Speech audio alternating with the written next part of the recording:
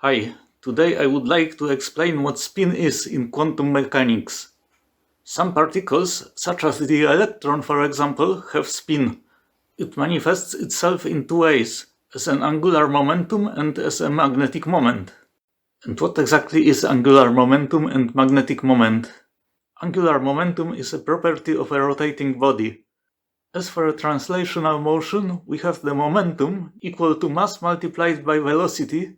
Its counterpart in rotational motion is angular momentum, calculated as the moment of inertia multiplied by the angular velocity.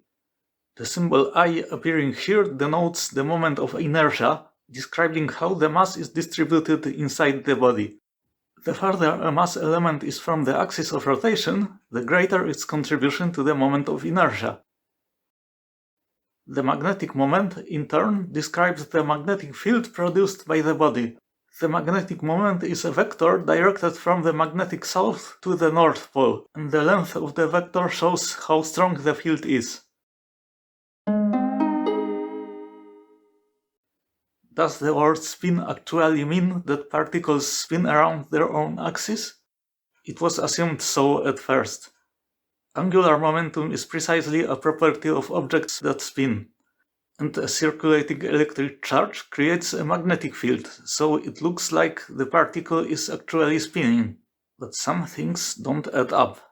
First, to obtain the angular momentum observed in the experiments, the electron would have to spin so fast that its surface would move faster than the speed of light. Second, assuming that the magnetic field comes from a rotating charge, we can calculate exactly what the magnetic moment should be in relation to the angular momentum. This is the so-called gyromagnetic ratio. In experiments, however, it turns out that the magnetic moment is slightly more than 2 times greater than it would appear from the calculations. Due to these problems, it's considered that the quantum mechanical spin is not a literal spinning. It is one of a kind and has no counterpart in classical physics. Since spin is related to magnetization, it can be measured by passing a particle through a magnetic field and watching its flight path change. Imagine that the particle is such a tiny magnet. What happens if we place it in an external magnetic field? There's an upward force on the south pole and the same downward force on the north pole, so the forces cancel each other out, so the particle moves as if there was no magnetic field at all. Such a measurement gives us nothing. To obtain forces that do not balance each other, we need a non-uniform magnetic field, so that the pole of the particle, say at the top, is in stronger field than the pole at its bottom. It's impossible to construct a magnet with one pole stronger than the other, but you can design a magnet so that the field around one pole is concentrated in a small area of space, and it's scattered around the other. This method of measuring the spin is called Stern-Gerlach experiment, from the names of 2 scientists who conducted it for the first time.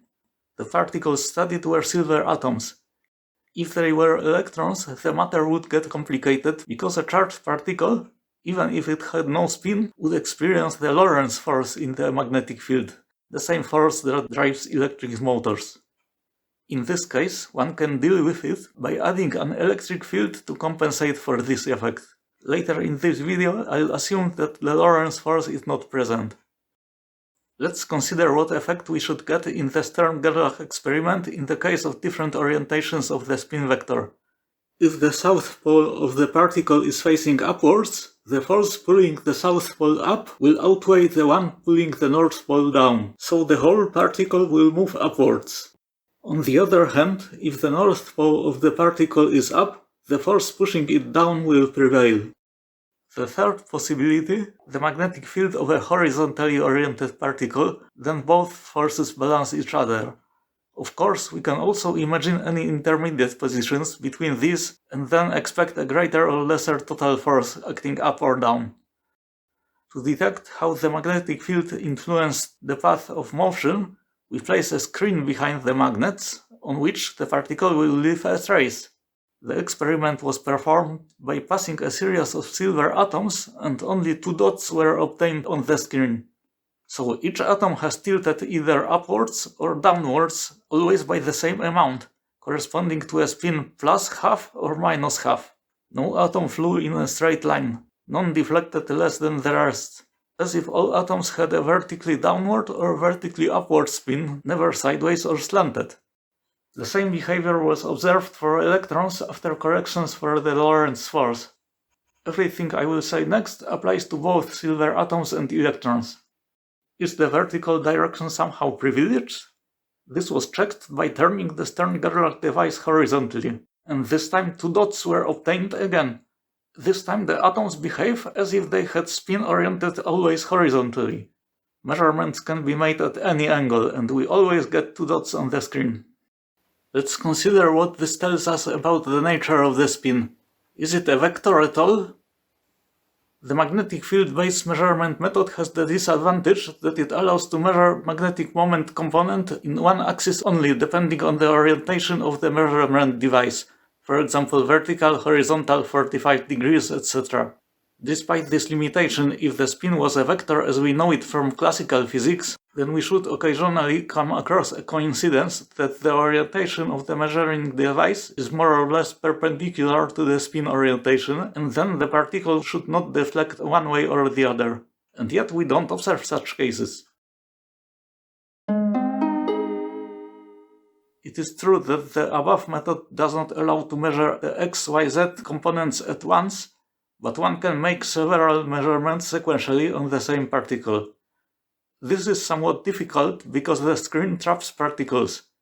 Now that you know that only 2 paths of a particle are possible, however, we can change the approach a bit and instead of examining the position using a screen, set a barrier so that the particles that have been curved downwards will be stopped and the particles that have gone upwards will fall within the range of the second magnet. And behind the second magnet, we can finally place the screen, assuming that this is the end of the experimental track. In the simplest case, both magnets are vertically oriented.